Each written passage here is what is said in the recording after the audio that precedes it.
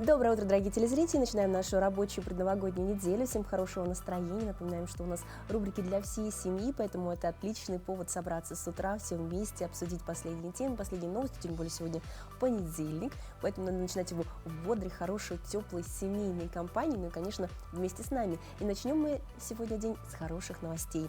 Определен победитель Nikon Comedy Wildlife 2024. Организаторы конкурса надеются использовать юмор и забавные фотографии для пропаганды охраны природы. В этом году на конкурс поступило рекордное количество заявок, чуть меньше 9 тысяч из 98 разных стран. Премия Nikon Comedy была учреждена в 2015 году профессиональными фотографами Полом Джейсоном Хиксом и Томом Соломоном. Они хотели собрать фотографии дикой природы, но только смешные, чтобы способствовать сохранению дикой природы и ее мест обитания. Итальянский фотограф Милко Маркетти получил главный приз премии в этом году. Ну, что может быть такого? Это же потрясающие кадры. На кольцевой линии метро в Москве появился ледяной поезд. Внешняя часть вагонов уникального состава напоминает замороженные стены. Украшение поезда – имитация ледяных блоков, сверкающих сосулек и снежинок, а также подсветка создает атмосферу настоящего зимнего приключения. 23 тематических поезда в новогодней оклейке запустили в московском метро. Поезд «Русич», «Ока», «Москва-2019» и «Москва-2020». Оформлены в едином стиле, на них изображены елки, снежинки и другие символы праздника. Ну, потрясающе, конечно, метро. Это заходишь и сразу, если у тебя даже квартира еще не украшена, ты попадаешь в такую атмосферу предновогоднего настроения. И выходишь уже совсем с другим настроем на работу. Поэтому вам тоже желаю, чтобы у вас везде были какие-нибудь, пусть мелочи, но приятные, которые отражали, что совсем скоро Новый год. Ну, а прямо сейчас давайте узнаем, можно ли прогуляться по нашему городу, что нам говорит прогноз погоды. Возможно, это создаст вам предновогоднее настроение. Итак, в центральных районах сегодня минус 23, минус 40, в Заречной группе 24-38 ниже 0. В южных минус 18, минус 20, в Вилюйской группе 19-23 градуса холода, в Нижнеленских 29-30 ниже 0. В западных 19-22 со знаком минус. В Колымо-Дигирской группе Улусов минус 30, минус 39. В Янских 22-37 со знаком минус. На северо-западе 21-30 градусов холода. В столице в 6 часов утра температура воздуха была минус 33 градуса. Атмосферное давление 758 миллиметров ртутного столба. Ветер северо-западный 1 метр в секунду. Сегодня днем небольшой снег, ветер северо-западный 2,5 метра в секунду. В Якутске днем температура достаточно приятная. Минус 29, минус 31 градус. Ну, какие замечательные новогодние у нас кадры. Прям потрясающие елки в этом году на всех площадях. С удовольствием. Ну, в такую погоду, в принципе, можно и прогуляться, посмотреть. Тумана с утра не было, так что, добираясь до работы, можно тоже создать себе такое уютное, хорошее настроение. Ну, а чтобы день был по-настоящему удачным и в отличном настроении, переходим к последним новостям.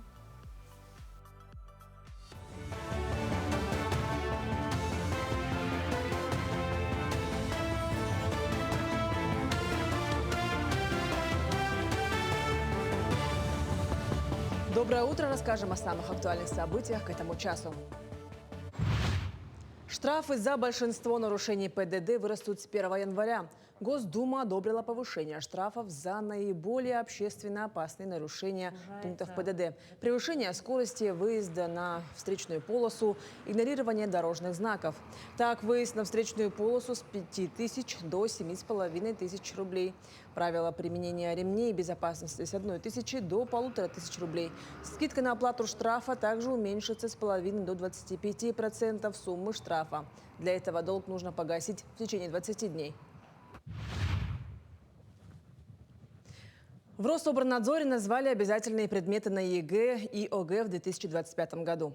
По-прежнему на ОГЭ девятиклассники и на ЕГЭ 11-классники сдадут 2 обязательных предмета – русский язык и математику. Экзамены в форме ЕГЭ по другим учебникам по другим учебным предметам выпускники сдают на добровольной основе по своему выбору для предоставления результатов при приеме на обучение в образовательной организации высшего образования.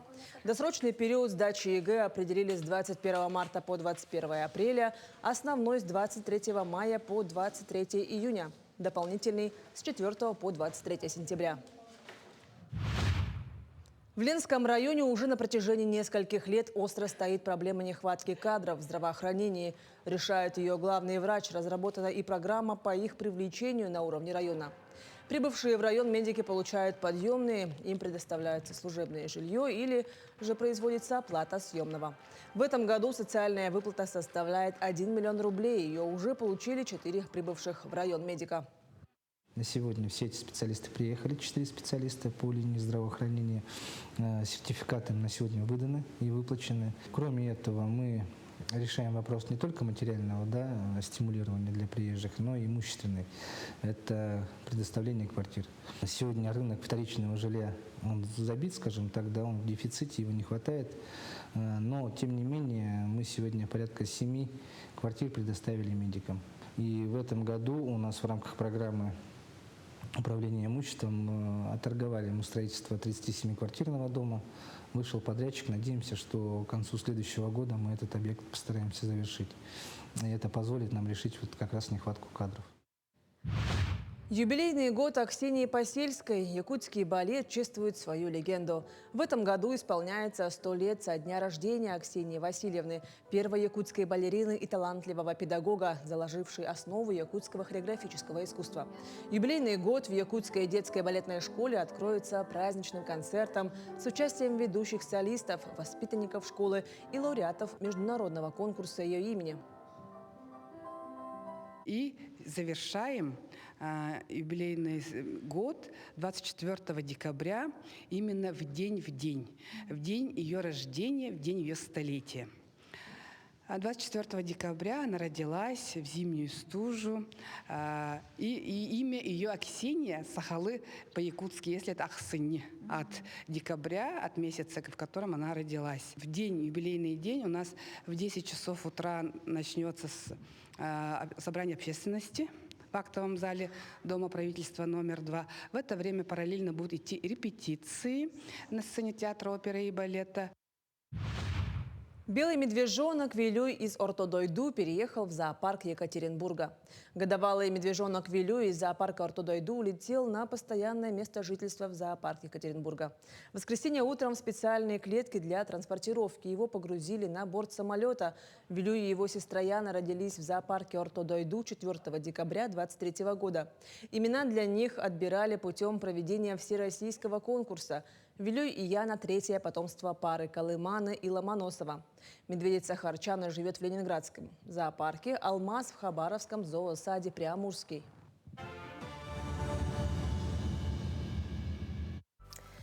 Какие хорошие, яркие новости. Надеюсь, они создали вам такое настроение на весь сегодняшний рабочий день. Но если нет, давайте мы подскажем, как создать новогоднее настроение в последний момент.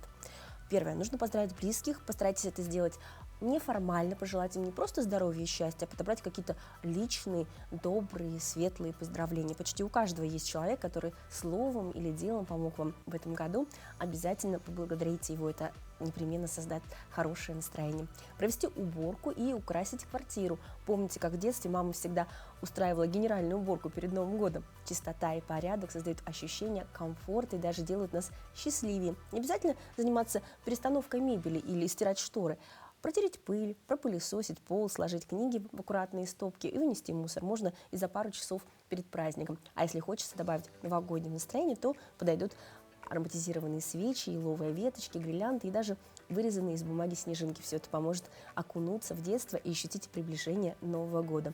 Ну а прямо сейчас, чтобы зарядиться позитивом на сегодняшний день, смотрим предновогоднюю зарядку. Доброе утро, меня зовут Ефимов Вячеслав, я руководитель танцевального клуба по парам, и сегодня мы представляем вам нашу танцевальную разминку. Ручки на пояс, ножки вместе. Теперь качаемся на месте, коленки разминаем. Вниз, вверх на полупальчики, вниз, вверх на полупальчики. Раз, два, три, четыре. Раз, два, три, четыре. Раз, два, 3, 4, раз, два, три, закончили. Одну ножку согнули, поставили на полупальчик. Ножки меняем местами. Одну выпрямляем, одну сгибаем. Раз, два, три, четыре. Раз, два, три, четыре. Раз, два, 3. Ручки в стороны поставили, ладошки опускаем вверх-вниз. Раз, два, три, 4, 5, 6, 7. В разные стороны. Раз, два, три, 4. Раз, два, три, 4. Раз, два, три, 4. Ручки перед собой. Ладошки переворачиваем друг к дружке. Выныриваем вперед. Переворачиваем. Пальчики друг к другу. Выныриваем вперед. И делаем то же самое. Перевернули. Пальчики вперед. Вынырнули в стороны. Ручки прямые. Шагаем. Раз, два, три. Ручки вращаем. Раз, два, три, 4. Раз, два, три, 4. Раз, два, три, 4. Раз, два, три, 4. Ручки на пояс. Танцуем ча-ча-ча. В сторону шаги. Ча-ча. Раз. Два раза на месте. Ча-ча. Раз.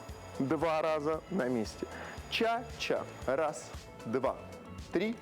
Ча-ча. Раз. Два. Три. Ча-ча. Раз. Два. Три. Ча-ча. Раз. А теперь мы станцуем вам наше маленькое движение под музыку. Ча-ча, ча-ча, раз, два, три. Ча-ча, раз, два, три. Ча-ча, раз, два, три. Ча-ча, раз, два, три. Ча-ча, раз, два, три. Ча-ча, раз, два, три. Всем спасибо. До свидания.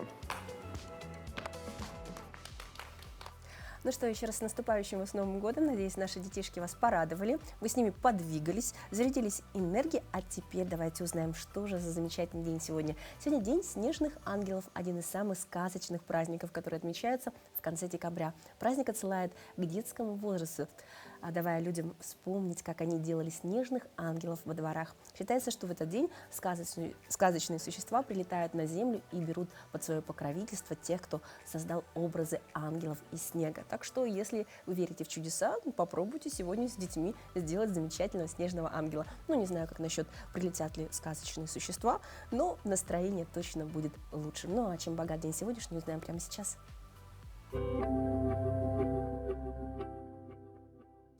На календаре 23 декабря. Сегодня отмечают День дальней авиации ВКС России. По народному календарю – День мины. На Руси мученика Мину считали целителем глазных болезней. Существовало предание, что этот святой обладал даром чудотворения и действительно лечил людей с плохим зрением. На Руси верили, что Мина не только дает глазам физическое здоровье, но и убирает с них пелену, мешающую отличать добро от зла, а правду от лжи. Этот день в истории. В 1914 году создана эскадра воздушных кораблей «Илья Муромец». В 1917 вышел первый номер старейшей центральной ежедневной газеты России «Гудок». В 1943 в ходе Великой Отечественной войны завершилась битва за Днепр. В 1947 американские физики продемонстрировали первый в мире транзистор. В том же году в СССР 1 января объявлено праздничным выходным днем. В этот день родились Александр I Романов, российский император; Владимир Немирович Данченко, советский режиссер, театральный деятель, педагог, писатель, драматург; Дино Ризи, итальянский кинорежиссер, один из ведущих комедиографов Италии; Мишелин Остермайер, французская легкоатлетка, двукратная олимпийская чемпионка, музыкант; Лев Дуров, советский и российский актер театра и кино, режиссер, педагог, народный артист СССР. Именины отмечают Александр, Алексей, Анатолий, Ангелина, Анна, Григорий, Евгений, Евдокия, Иван, Константин, Михаил, Николай, Петр, Сергей, Степан, Татьяна, Фёкла и Яков. Вот замечательные сегодня именины. Поздравляем, если вы входите в их число. Ну а прямо сейчас поговорим о очень актуальной теме. В вопросах о воспитании одаренных детей большая ответственность лежит на специалистах, воспитателях детских садов, учителей, детских психологов. Они должны вовремя подсказать, направить родительское воспитание. Сегодня у нас в гостях Патрик Лам, руководитель известности школ Гонконга и руководитель Ассоциации одаренных детей, и Василий Павлов, ректор Малой академии наук Республики Саха-Якутия. Доброе утро. Доброе утро. Morning. Good morning. Ну, начнем с нашего гостя республики. Как часто вы бываете в Якутии? Какой раз вы приезжаете? So how many times you've been to Yakutia? Well, I can't remember. It could be more than 10 times now. Сейчас уже больше 10 раз я был в Якутии. Какие проекты реализует Академия? Ну, это общий вопрос. Okay. И именно в плане воспитания, обучения. So what is the joint project Мероприятий. we do with the Sakai Science Academy? Oh, in fact, it's very, very fascinating to collaborate with Saha Science Academy for a number of years, since 2016. And we have got a lot of mutual visits, and every summer, even before the COVID, our students came here, for trying to bite fossil hunting, mammoth discovery, permafrost investigation, a lot of things. And also, the Yakutian students also came to Hong Kong, for some cultural exchange. That is very, very good. And also in March early this year, we even jointly make a satellite together. И действительно хочу сказать, что это самое замечательное у нас событие было. Да? С 2016 года мы начали активно работать с Малой академией наук. Каждое лето мы сюда приезжаем, работаем с нахождением трилобитов, с мамонтами, изучаем их, да, так сказать, вечную мерзлоту. И в марте этого года у нас был совместный такой проект. Это запуск стратосферного спутника, который на самом-то деле для тестирования настоящего спутника Земли. And also we are going to continue this momentum, and coming July we have another group of 30 students coming over for the fascinating journey in Yakutsk. Да, и у нас будет замечательная летняя программа, где 30 детей из Гонконга приедут в июле месяце тоже вместе с якутскими детьми проводить исследования. Ну, Академия наук всегда очень интересно проходит лето. Но вот если по направлению изучения, то как помочь одаренному ребенку в его развитии? So how to actually help the gifted child in his development, you see, because as you know, what we can help and we can do. And in fact, nowadays we provide a lot of opportunities for gifted students because we have programs in school because we have a lot of training for teachers so that they can have enrichment in the class and can also have pull-out activities after school. Дело в том, что сейчас очень много работаем с учителями, и как раз учителя сейчас могут очень сильно помогать таким детям, делать специальные программы в классах, да, для одаренных детей. And also we have got a lot of collaboration projects with overseas partners, just like Saha Science Academy. И у нас очень много проектов международными нашими партнерами, как вот с Малой академией наук Якутии. Yeah, they cover a range of topics, including science, arts, languages, and so on. Мы, например, не только наукой занимаемся, языками, искусством, да, и разными другими направлениями. Ну, а как распознать одаренного ребенка? So how to actually find out and identify a gifted child? Oh, it's a very, very complex, process.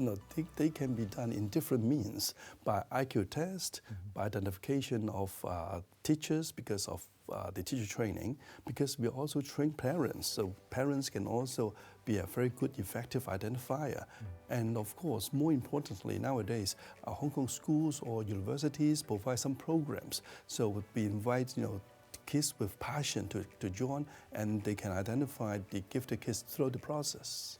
Это все очень сложный процесс на самом-то деле, да, и тут вовлечены и учителя, и родители, и IQ-тесты. Но на самом-то деле это все еще идет и в процессе работы, обучения, и многие университеты Гонконга тоже вовлечены в этот процесс, и в ходе мы познаем уже одаренных детей. Ну, то есть, получается, тестируем, делаем выводы. Да. Ну и много работаем с детьми, тогда они показывают себя, естественно. Какие проекты на будущее планируются совместные? What is the joint project you're going to have with the Saha Science Academy? Yeah, of course, we have done quite a lot of collaboration. So there are different types. Number one, our students come here, for the investigation that I mentioned. And also, we came here for a satellite project. And of course, we also welcome Yakutian students coming to Hong Kong for different topics, bird watching, scientific project, and also cultural exchange. In fact, we have quite a number of Russian and Yakutian students in Hong Kong. Дело в том, что вот Мы уже давно работаем, да, так сказать, по направлениям, как космические исследования, инженерия, спутникостроение, изучение природы, да, и фауны и флоры Якутии. И также мы очень стремимся, чтобы приехали к нам дети из Якутии, чтобы изучали в разных аспектах развития нашего города и плюс природы, потому что многие якутские птицы приезжают и зимуют в Гонконге. И кроме этого, да, так сказать, у нас очень большие проекты, которые в будущем мы хотим развернуть совместные, да, так сказать, что касается высоких технологий и прочее. Ну, вы уже не первый раз в Якутии, очень тесно сотрудничаете с нашей Академией наук. Скажите, вот ваши впечатления о Якутии, что вас больше So всего what is your привлекает? impressions of Yakutia? What is the most important thing that you can actually mention? Oh yeah, it's a wonderful place because I've been to all 7 continents, including North Pole, South Pole, and all 7 continents. And Yakutsk is the only place that I come very often and almost every year. In fact, it's very, very special. Я хочу сказать, что я посетил все 7 континентов, был на Южном полюсе, Северном полюсе. И хочу сказать, что Якутия — это единственное место, которое очень привлекательно, и мое сердце лежит здесь. Я каждое лето здесь, каждую зиму здесь, поэтому мне это очень интересно. And of course, Hong Kong is an urban area, a small city, but here we can find a lot of amazing nature, like linear pillars, permafrost, trilobite fossil hunting, and mammoth. Да, все здесь есть. И ленские столбы, и трилобиты, и мамонты, и природа, которая здесь прямо рядом. Yeah. Спасибо большое, что пришли в гости, очень было интересно. Very much. Желаем успешного развития всех направлений в научных исследованиях. Ну, конечно, очень приятно, что у нас такие одаренные дети, что с ними интересно обмениваться опытом и приезжать к нам каждое лето. Okay, спасибо. Спасибо. Спасибо. Thank you very much.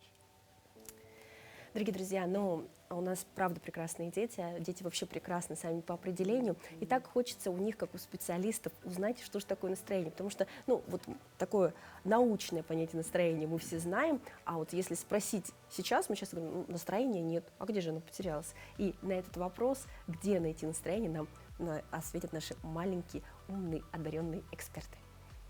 Что такое настроение?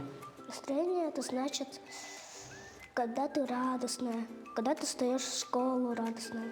Вот мама к тебя будет в школу. Ты радостно встаешь? Да? Всегда с улыбкой? Честно? А как ты думаешь, что такое настроение? Это радость. Настроение — это то, что человеку хорошо. Как тебе вот поднять настроение? Что нужно сделать? Походу себя можно отвлечь, Отвлечь. А как? разными делами. А откуда вот оно берется, вот это настроение? Из головы. Из головы. Из головы. А где вот взять вот это вот настроение? Как думаешь? Когда мама рядом. Надо интересными делами заниматься. Еще как еще? Как можно еще? Еще развлекаться, в гости ехать. А кому ездил последний раз в гости? Ну, там далеко. В Оленек. А у тебя какое обычное настроение? Неплохое. Неплохое. Ты вообще вот человек позитив, да?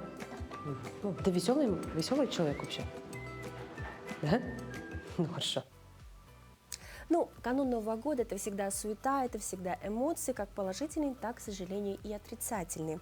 Накануне новогодних праздников в России на 30% участились случаи нападения с поджогами, спровоцированными действиями телефонных мошенников. То есть вообще очень участились, что когда вам звонят, представляются службой банка, говорят, что вот готовы вернуть украденные средства, да, и для этого вам необходимо совершить именно те действия, которые возымели бы эффект, к сожалению, тоже отрицательный. Поэтому будьте внимательны, очень критично относитесь ко всем подозрительным номерам, очень внимательно относитесь к своим близким возрастных категорий, да, когда нужно уточнить, кто им звонит, почему они переживают, что у них случилось, да. Ну а как себя обезопасить, сейчас узнаем от специалистов.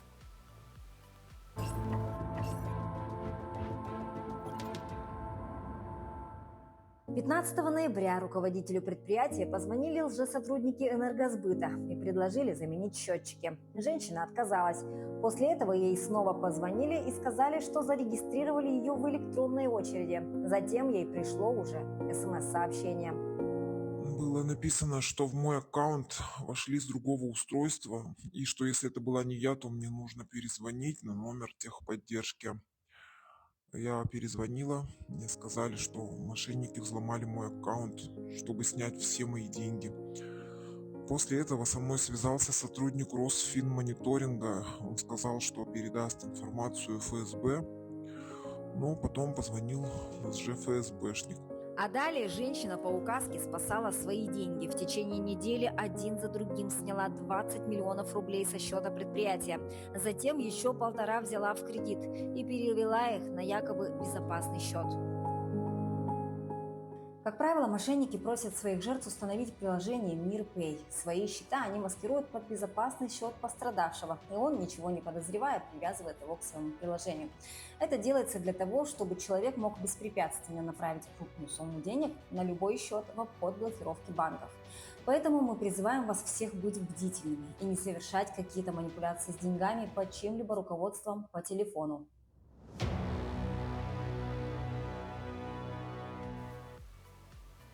Да, непременно будьте бдительны, будьте осторожны. В предновогодние праздники мы все очень находимся в таком высоком эмоциональном стрессе, да, поэтому если есть какие-то сомнения в звонках, которые получаете якобы от специалистов, конечно, лучше перепроверить все данные.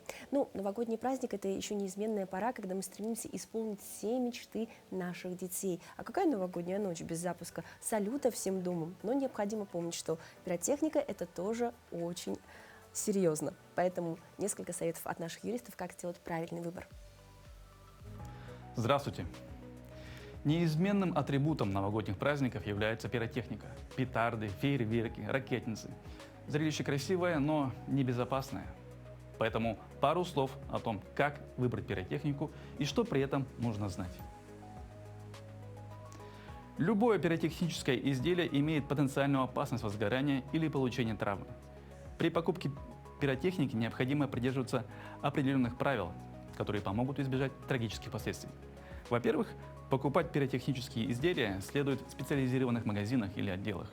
Особое внимание необходимо обратить на наличие у продавца сертификатов на приобретаемый товар. Наличие инструкции по применению, которая должна быть размещена на самом изделии и изложена на понятном языке.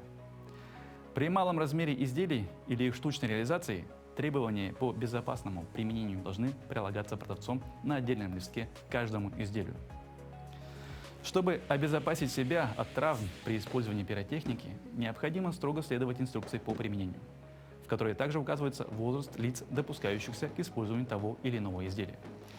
При эксплуатации пиротехнических изделий категорически запрещается ронять или бросать фейерверки, хранить фейерверки без упаковки, направлять работающую пиротехнику на людей, легковоспламеняющиеся предметы, бросать их в костер, носить их в кармане россыпью, использовать приобретенную пиротехнику до ознакомления с инструкцией по применению, применять пиротехнику при ветре более 5 метров в секунду, взрывать пиротехнику, когда в зоне поражения находятся люди, животные, горючие материалы, запускать салюты с рук, за исключением хлопушек, бенгальских огней и некоторых видов фонтанов. А также нельзя наклоняться над изделием во время его использования, использовать изделия с истекшим сроком годности или с видимыми повреждениями, использовать пиротехнику в закрытых помещениях, квартирах, офисах, а также запускать салюты с балконов и лоджий. Основные покупатели пиротехники – это дети, поэтому если ваш ребенок обожает запускать фейерверки и взрывать петарды, объясните ему правила безопасности при обращении с пиротехникой. На этом у меня все. Безопасного и веселого вам Нового года. До свидания. Ну, отличные советы, правда, нужно быть осторожнее, внимательным, также не забывать, что нужно выбирать качественную, да, пиротехнику, лицензионную, потому что это тоже зависит от этого, как она будет запускаться, ну и, правда, читать инструкции, правила безопасности. Но совсем скоро будет также актуальный вопрос, как же поздравить родных и близких. Ну, можно выбрать самый простой способ – это телефонный звонок. Но так хочется, чтобы речь текла рекой, чтобы близ такие кружева из слов теплых, радостных, приятных, и ни в коем случае, чтобы это было ну, как-то небрежно, да, не звучало. Поэтому не только нужно правильно выбрать слова, но и сделать это грамотно. А как, узнаем в нашей постоянной рубрике.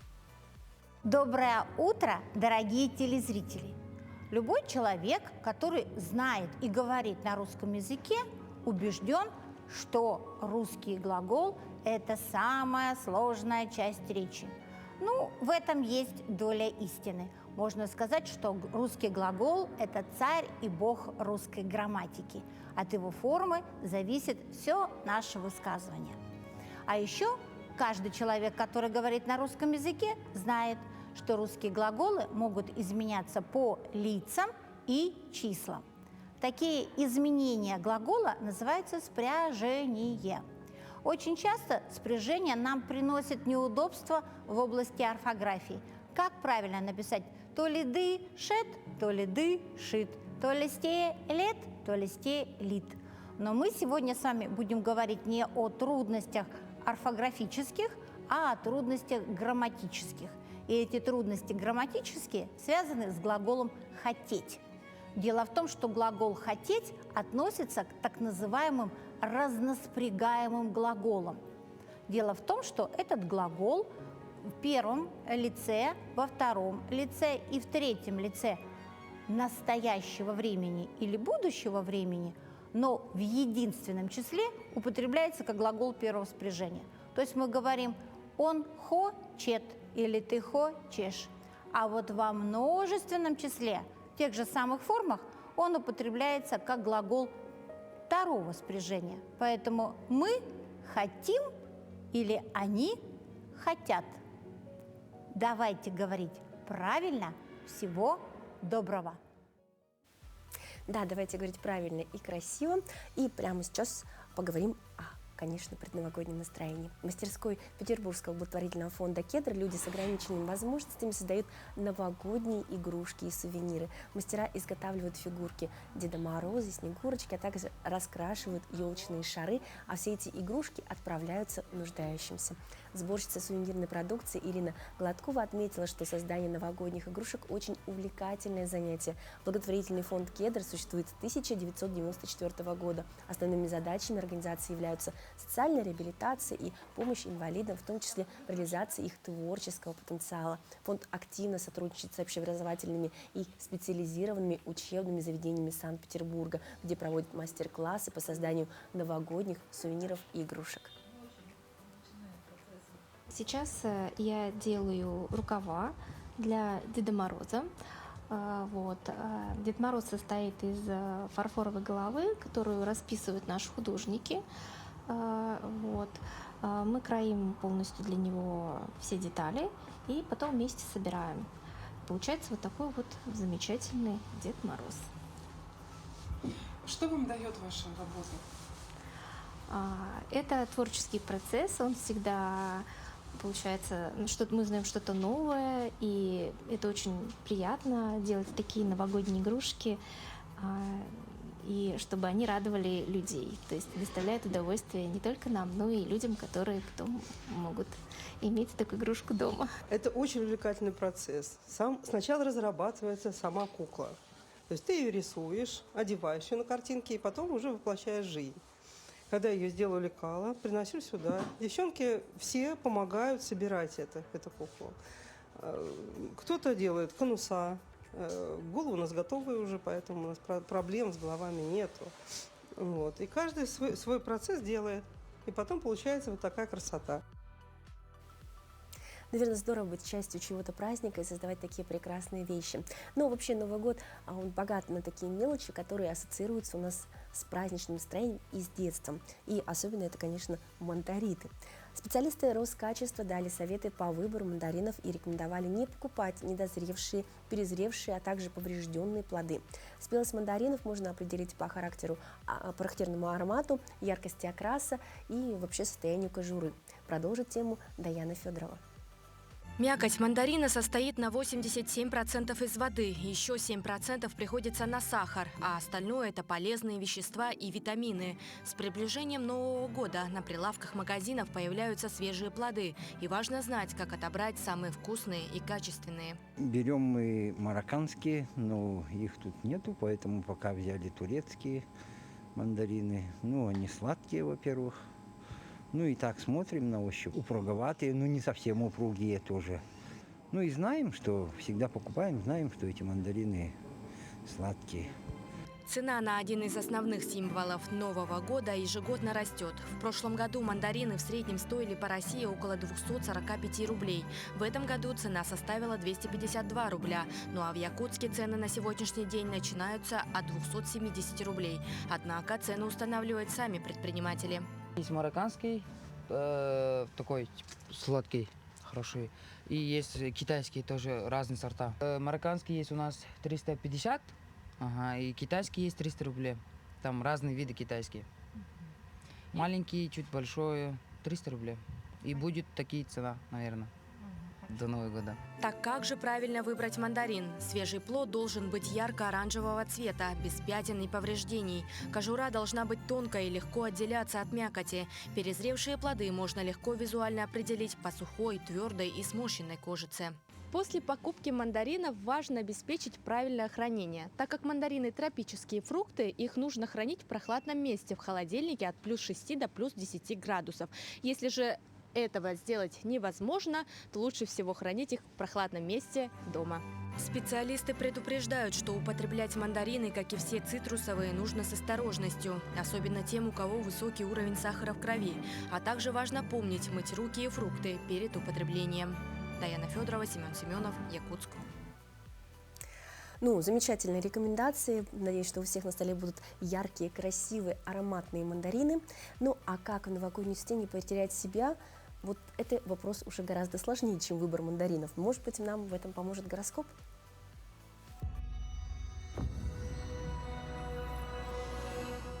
Овен. Будьте как фейерверк в зимнем небе, готовые взорваться идеями и энергией. Однако остерегайтесь излишней импульсивности. Иногда стоит сделать паузу перед действием. Сотрудничество может принести неожиданные плоды, так что не бойтесь объединяться. Телец. Чувство уюта и стабильности будут обволакивать вас, как мягкий плед в холодный вечер. Ваше участие в жизни близких и частичка душевного тепла – лучший предновогодний подарок. Поставьте на паузу все дела. Перед началом Нового года вам потребуется перезагрузка. Близнецы. Вам уже есть что положить под елку. Пора умерить пыл в праздничных покупках. Как бы вам ни хотелось осчастливить всех вокруг дорогими подарками, стоит оставить немного денег на будущее. Записывайте все свои планы и поэтапно решайте поставленные задачи. Рак. Ваше сердце станет особенно чувствительным к окружающему миру. На этой неделе старайтесь прислушиваться к своим эмоциям.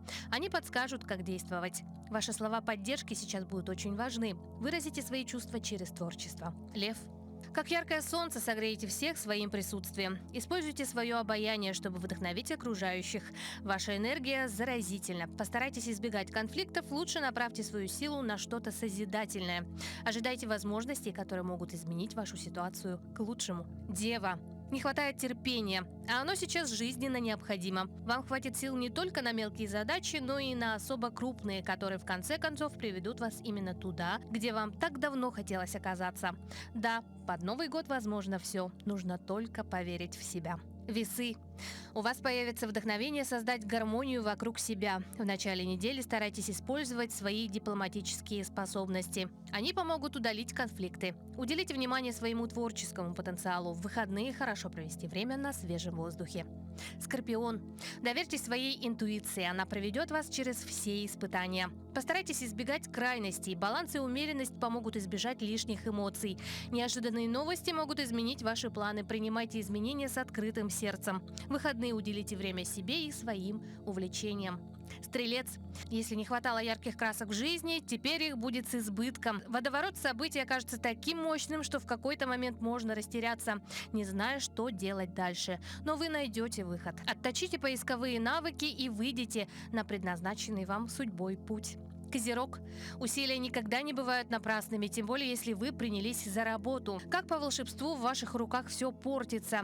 Вы не почувствуете усталости и изнеможения. Наоборот, в вас как будто каждый день вливают дополнительную энергию. Пользуйтесь возможностью совершить невероятное. Водолей. Обыденность – это скучно, а вам захочется быть ярким, внезапным и в какой-то степени даже дерзким. И вы с успехом этого добьетесь. Мечты должны сбываться. Подумайте, чего бы вам больше всего хотелось, и, возможно, судьба поможет исполнить хотя бы одно из ваших желаний. Рыбы. Ваше сознание прояснилось, а интуиция поможет пройти по тем дорогам, которые раньше и не видели. Неожиданные новости могут изменить ваши планы, но это не важно, ведь вы уже готовы к ним. В выходные расслабьтесь и проведите время в тишине. Восстановите внутреннюю гармонию.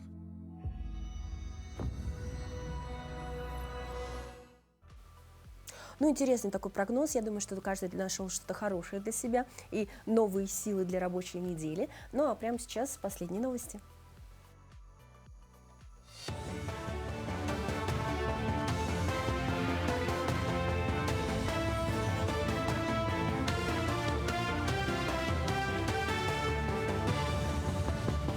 Мы продолжим рассказывать о самых заметных событиях этого утра. Управление Федеральной налоговой службы по Якутии проводит акцию «Встречай Новый год без налоговых долгов». 2 декабря истек срок уплаты налогов на имущество физических лиц за 2023 год. Начиная с 3 декабря за каждый день просрочки начисляются пени. Сотрудники налоговой службы напоминают, что несвоевременная уплата налогов может привести к взысканию сумм в судебном порядке, запрет на совершение регистрационных действий с имуществом, арест имущества с последующей продажей, ограничения на выезд должника из Российской Федерации. Свою задолженность они могут посмотреть через онлайн-сервисы.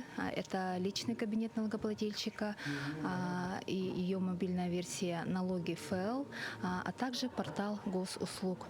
Уплатить также можно очень быстро и легко через мобильное приложение «Налоги ФЛ», через мобильное приложение своего банка, какой они пользуются, и через онлайн-сервисы, размещенные на нашем официальном сайте www.налог.gov.ru. Это личный кабинет налогоплательщика для физических лиц. За год в Дальневосточном федеральном округе количество вакансий для курьеров выросло на 47%. Аналитики Авито работы изучили динамику вакансий и уровень зарплатных предложений для курьеров за последний год. По предварительным итогам количество предложений о работе в этой сфере выросло на треть. В свою очередь средняя предлагаемая зарплата курьеров увеличилась на 27% и составила 107 тысяч рублей. Наибольший рост спроса работодателей на курьеров зафиксирован в ДФО, где среднее зарплатное предложение составило почти 109 тысяч рублей в месяц. Важно отметить, что доход курьеров зависит от специфики – пешая, вело- или автодоставка, количество заказов и чаевых. Железнодорожное сообщение между Китаем и Россией восстановлено после перерыва из-за ковида. Международный поезд Суйфэнхэ-Градекова курсирует ежедневно. Время в пути 1 час 31 минута. Стоимость билета чуть меньше 1000 рублей. Теперь приезжать в Россию стало намного удобнее. Раньше мы ездили только на автобусе, а сейчас можно получить электронную визу, если путешествовать на поезде. Цена билета очень дешевая, всего 69 юаней, и нам очень удобно путешествовать. Предстоящий сезон национального многоборья в Якутии может стать самым интересным за все годы. Готовность выступать в 2025 году выразили 4 чемпиона игр Дыгына – Джулустан Наговицын, Вячеслав Дьяконов, Алексей Уваровский и Леонид Филиппов. Первый отборочный турнир на игры Дыгына состоится уже 24-25 декабря в спортивном комплексе «Триумф». И по составу участников он будет внушительным. Соберутся почти все звезды национального многоборья. Путевку на игры Дыгына имеет лишь действующий чемпион Джулустан Наговицын, который на днях сообщил о готовности бороться за титул вновь. Остальным же придется сразиться за право выступать в Юсхатыне. Напомним, главный приз увеличен до 3 миллионов рублей. Музей музыки и фольклора народов Якутии открывает праздничную выставку «Этот сказочный Новый год», на которой будут представлены уникальные сокровища времен СССР. Здесь представлены как новогодние игрушки, так и статуэтки тех лет. Начиная с 20 декабря желающие смогут посетить не только выставку, но и мастер-классы по изготовлению новогодней атрибутики. Все экспонаты уже собраны участницами женского клуба коллекционеров. Кроме выставки экспонатов, у нас будут выставлены детские рисунки в рамках межрегионального проекта «Кочующий музей. Дети детям». Здесь представлены рисунки якутских детей по народной костромской сказке «Снегурочка». А дети Костромы должны нарисовать нашего Чингисхана. Итоги конкурса будут подведены 27 декабря. Выставка сама будет работать с 20 декабря по 20 января. И каждую субботу приглашаем всех жителей и гостей города Якутска на мастер-классы под названием «Мастерская Деда Мороза». На этом я с вами прощаюсь. Хорошего дня и до встречи в эфире.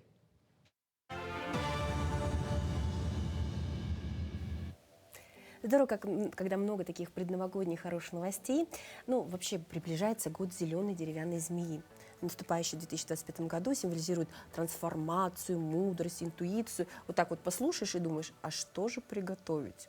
Этот вопрос, наверное, волнует сейчас очень многих. Хозяюшек им решили помочь. Итак, блюдо, которое можно подать на стол. Банкет с большим количеством простых и вкусных блюд – традиция Нового года. Многие хозяйки, подготавливая меню к празднику, ориентируются на символ года по восточному календарю. Самое время узнать, какие блюда поставят на праздничный стол мирницы. Расскажите, пожалуйста, какие блюда вы будете готовить на этот Новый год на стол? А я не буду готовить. Я решила в этом году вообще не заморачиваться и не готовить. Я сказала, будет доставка. Что будете заказывать? Стандартные салаты, оливье, сельдь под шубой, картошечка. Не знаю, утку? Всегда готовите утку? Периодически. Не знаю, не умею готовить вообще. А кто готовит? Жена? Не жена, сестра. А что сестра обычно на Новый год готовит? Плов, манты. Да, наверное, как все стандартно. Рыбу жареную. Оливье, окрошка. А новенького что-нибудь под символ года там? Я пока не рассматривала никакие варианты на что-то новое. Ну, думаем, рассмотрим новогоднее что-то. Заранее просмотрим, закупим, уже закупаемся потихоньку. Вот. Битва за горошек в магазинах уже началась? Ну, еще нет. За ноги свиные, да? Салаты. И холодец, и под шубой, это тоже салат. Ну, котлеты, конечно, обязательно, картошка. Никаких. А как тогда праздник отмечать? Некогда, работаю. Все время работа. А как вы праздник отмечаете? Ну, вот так вот, девушка. Такое, оказывается, тоже бывает. Ну, как всегда, по традиции, холодец, винегрет, оливье. Понемножку, правда, потому что, чтобы не оставалось все это дело, не кисло. А традициям Нового года, вот Новый год, там новые салаты, такого не делаете? Новые салаты, ну, делаем, да, обязательно. Пока еще не думали. А обычно? Обычно национальные, восточные. Какие, например? Плов, манты. Ну оливье правильный. Не с колбасой, с мясом. Желательно с какой-нибудь олениной. Я думаю, так гораздо лучше. Из салатов еще этот самый ананасы с сыром всегда такая традиционная история. Ну и что-нибудь еще. А так какое-нибудь горячее. Ну, в принципе, все традиционно, без каких-то там пюрешечка, какое-нибудь мяско, рыбка. Все. Ну, единственный момент, что в этом году стол будет без красной икры, потому как что-то как-то дорого стоит. Ой, я даже не могу сказать, потому что давно уже не готовил. Работа, вахты. А как же праздник отмечать? Ну вот, не знаю, сейчас вот на автобус бегу, чтобы уехать. Хорошо. Всего доброго. До свидания. И вас тоже. Вот ты снимаешь, да? Вот так вот поучаствуешь в каких-то таких опросах про еду, и сразу и в очередь хочется за горошком, и котлетки дома пожарить, да и в целом Новый год уже отметить. Эх, красота! Какие блюда готовите на Новый год обычно? Ну, в последнее время мы не злоупотребляем, то есть не наготавливаем очень много салатов, но, как всегда, у нас или рыба запеченная, то есть зафаршированная. Ну, 2 салата, оливье никогда не выходит из обихода. Так что вот так. Ну и мандарины, естественно. Год змеи не ограничивает вас в выборе. Овощи, мясо, рыба, змея любит все.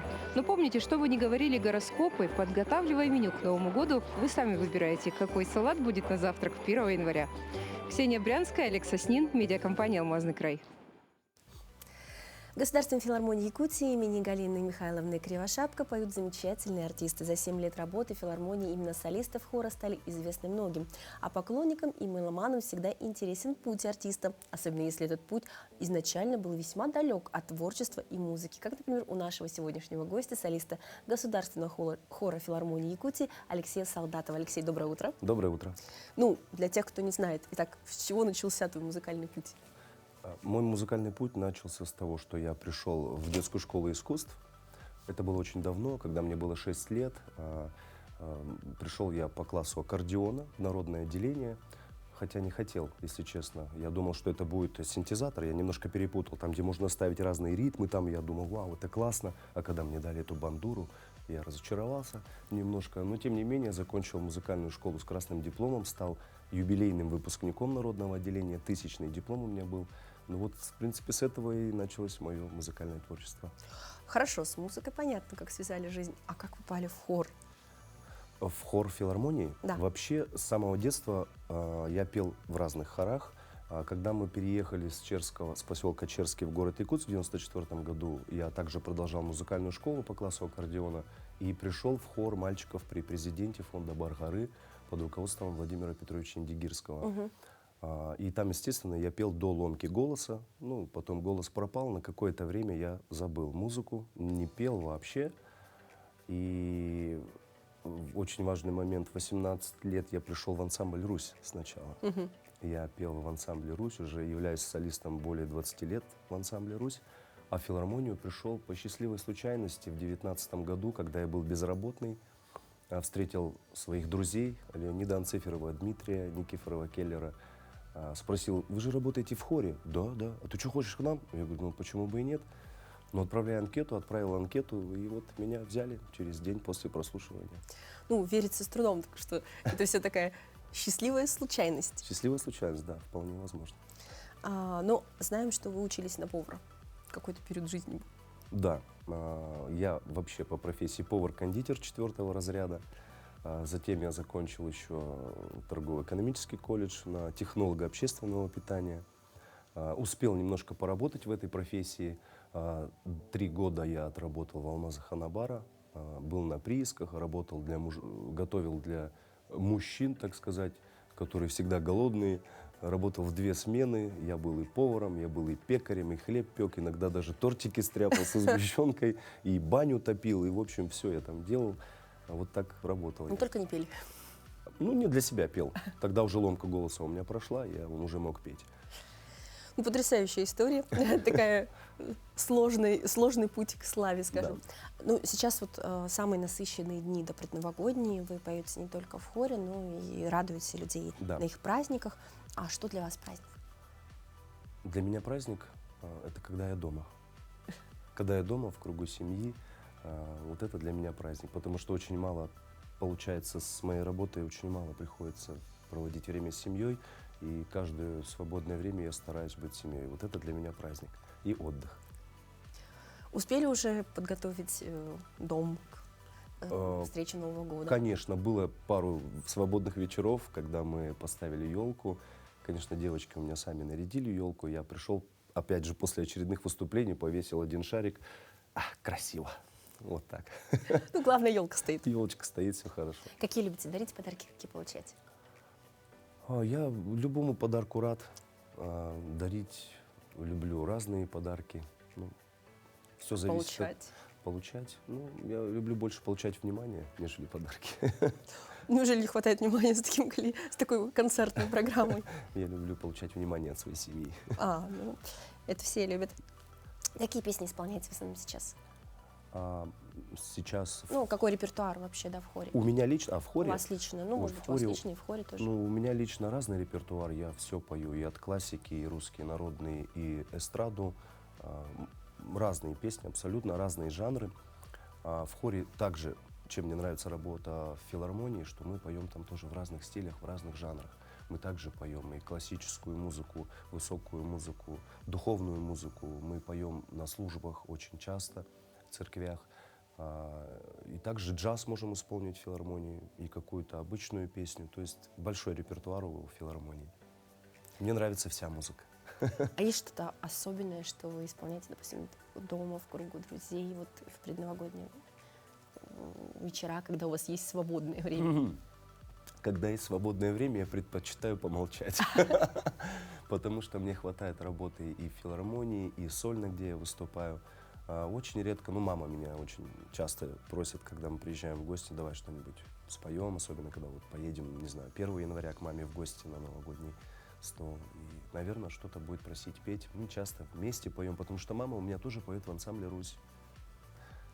Вот. И больше мне, конечно, нравятся русские народные песни, потому что я там уже более 20 лет, и очень нравится духовная музыка. А вот что сейчас любят слушать почитатели вашего творчества? Ну, так все равно же анализируете, что чаще всего просят вспомнить? Потому что вот так, у нас сейчас такая эстрада, именно общая эстрада, да, российская, она очень разноплановая, то есть от каких-то современных совсем трендов до чуть ли не там классики. И вот интересно, а что сейчас слушают люди на праздниках? Ну, вы знаете, я стараюсь затронуть разные возраста, то есть немножко где-то молодежь зацепить, и немножко постарше. Я в последнее время пою, у меня есть такой танцевальный микс, где есть и музыка 90-х, 2000-х, и есть даже пару треков современных. Вот, то есть так интересно наблюдать, когда ты поешь, кто-то постарше вышел потанцевать, молодежь что-то там сидит, пританцовывает, потом раз, другая песня, ой, это же классная песня, выходит тоже потанцевать, и потом, когда уже все вместе, когда уже молодежные песни начинаются, еще молодежь подтягивается, и когда уже в конце уже все танцуют, это очень здорово. То есть я стараюсь затронуть разные возраста. Ну, здорово, будет услышать это все живую. И пожелания? Пожелания, я от всей души поздравляю всех с наступающим Новым годом. Хочу пожелать счастья, всего самого наилучшего. И дай вам Бог, чтобы все было хорошо. Спасибо большое. Всех хорошего утра. До новых встреч. Пока.